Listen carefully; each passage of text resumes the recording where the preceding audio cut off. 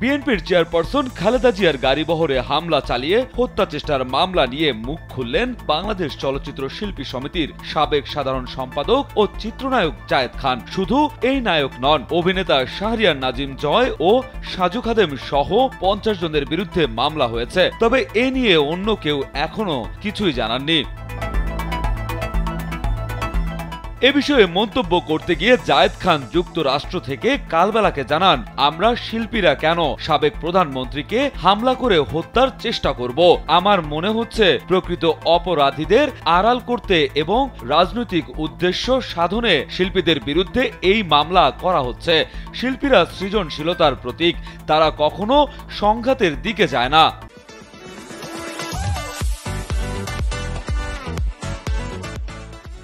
জায়েদ খান আরো বলেন, দেশে একটি অস্থির পরিবেশ সৃষ্টির চেষ্টা চলছে বলে মনে হচ্ছে। অপরাধী হলে তার অবশ্যই শাস্তি হবে, কিন্তু নির্দোষ ব্যক্তিদের যেন হয়রানির শিকার হতে না হয় তা নিশ্চিত করতে হবে।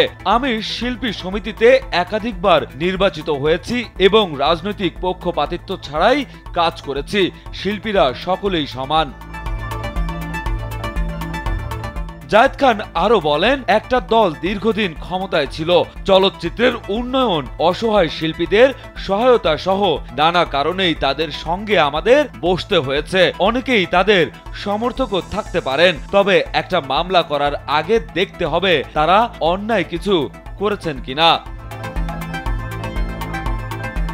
এই মামলার অভিযোগে বলা হয়, 2015 সালের 20 এপ্রিল নির্বাচনী প্রচারের সময় বিএনপির কার্যালয়ের সামনে আয়োজিত পথসভায় বেগম খালেদা জিয়াকে হত্যার উদ্দেশ্যে আসামিরা অস্ত্র নিয়ে তার গাড়িবহরে হামলা চালায়। গাড়িবহরে 12-14টি গাড়ি ভাঙচুর, 4টি মোটরসাইকেলে আগুন দেওয়ার পাশাপাশি নেতাকর্মীদের মারধর করা হয়। হামলায় খালেদা জিয়ার নিরাপত্তা রক্ষীরা আহত হন। খালেদা জিয়াকে উদ্দেশ্য করে আসামিরা ইট পাথর নিক্ষেপ করলে সাধারণ পথচারীরাও আহত হন।